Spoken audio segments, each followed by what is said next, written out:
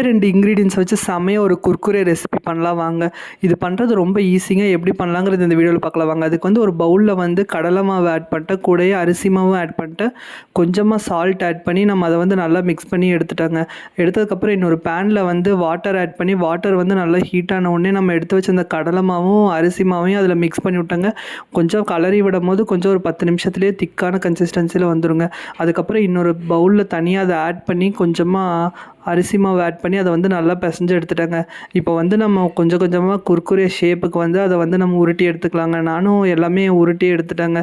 எடுத்து தனியாக ஒரு பிளேட்டில் வச்சதுக்கப்புறம் வந்து ஒரு பேனில் வந்து ஆயில் வச்சுட்டேங்க.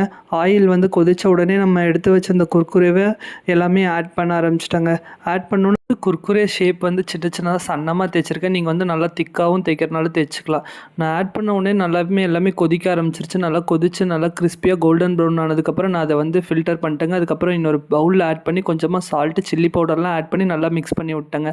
அதுக்கப்புறம் நானும் பிளேட்டிங் பண்ணிவிட்டு டேஸ்ட் பார்த்தாங்க. டேஸ்ட் சூப்பராக இருந்துச்சுங்க. இந்த வீடியோ பிடிச்சதா லைக் பண்ணுங்கள், கமெண்ட் பண்ணுங்கள், சப்ஸ்கிரைப் பண்ணுங்கள்.